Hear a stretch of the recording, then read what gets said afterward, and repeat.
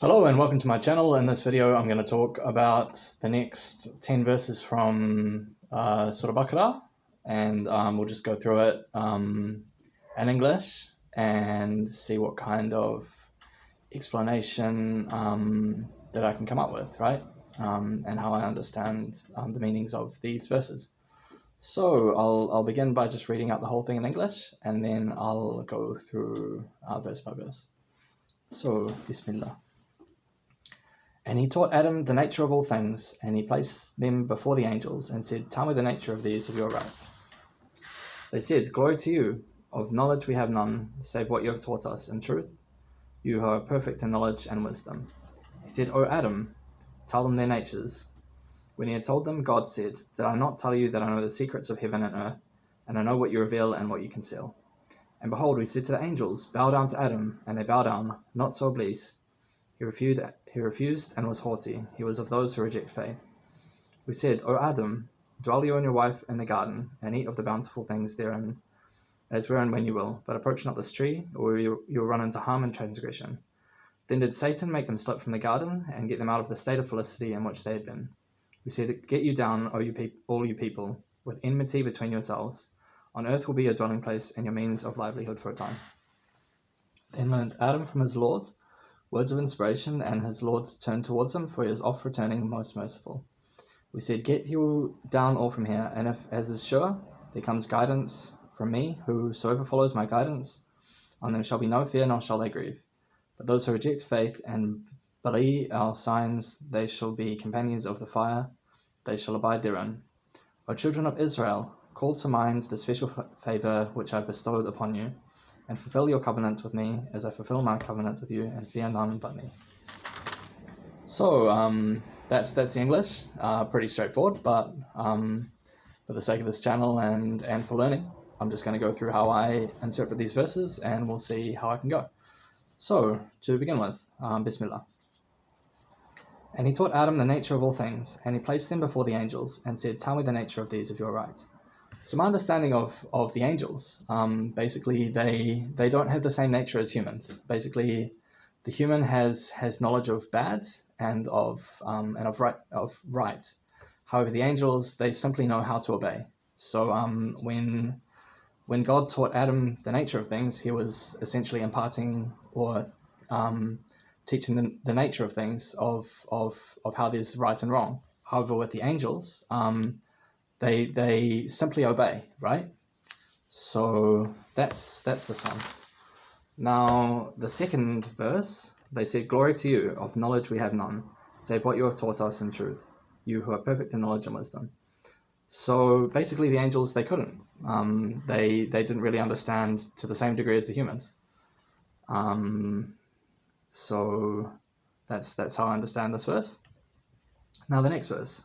He said, "O Adam, tell them their natures." And when he had told them, God said, "Did I not tell you that I know the secrets of heaven and earth, and I know what you reveal and what you conceal?" So basically, this is Allah telling the angels, "Look, I have a bigger picture here." Basically, he said that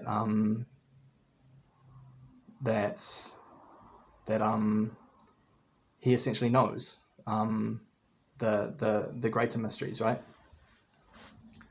So, and the next verse, "And behold, we said to the angels, bow down to Adam, and they bowed down. Not so Iblis, he refused and was haughty. He was of those who reject faith."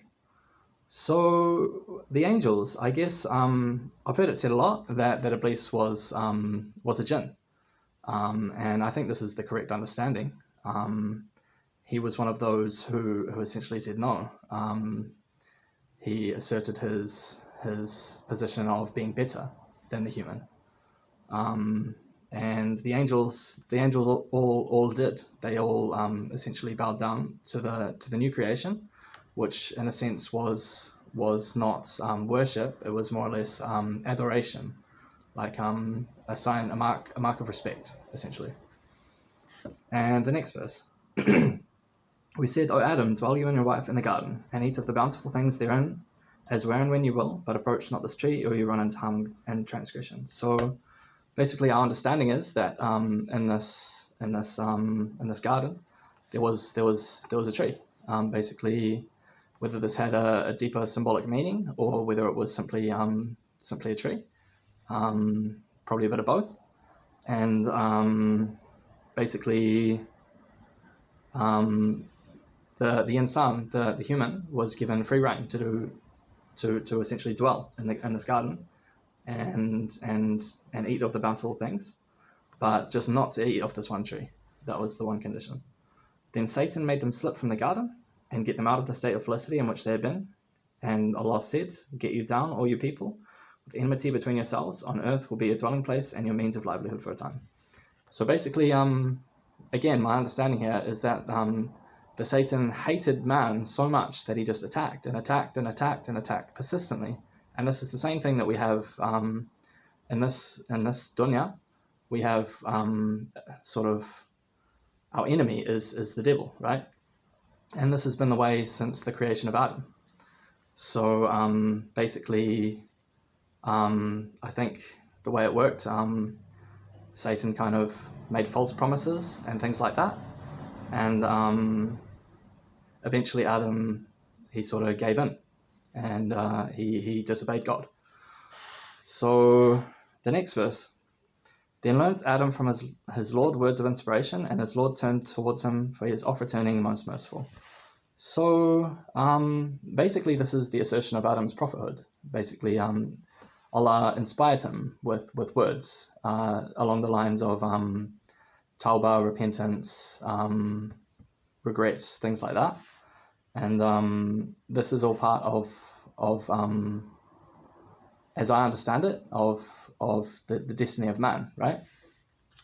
So the next verse. We said, "Get you down all from here, and as is sure, there comes to you guidance from me. Whosoever follows my guidance, on them shall be no fear, nor shall they grieve."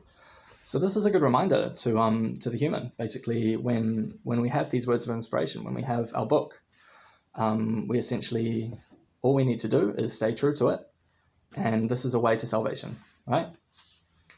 Now the next verse. "But those who reject faith and believe our signs, they shall be companions of the fire, and they shall abide therein." So the human, we have free will. We're allowed to. It's within our nature to say no. I don't want to follow this revelation. I don't want to follow this command. However, when we do reject iman, basically we're opening the gate to the hellfire, and that's essentially the state that those who reject faith are sort of ordained to belong in. And the next verse, "O children of Israel, call to mind the special favor which I bestowed upon you, and fulfill your covenants with me, as I fulfill my covenant with you, and fear none but me." So basically, we know from the Qur'an and from maybe from Injil and Torah as well.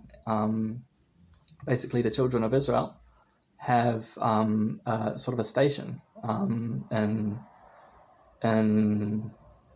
in the way that they are. Basically, in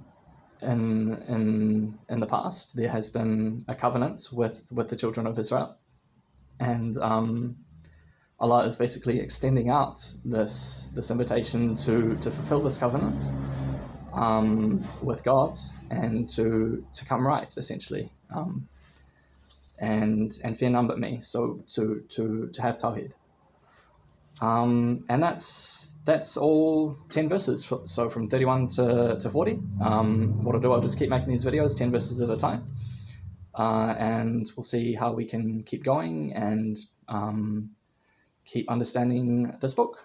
So thank you very much, and stay tuned.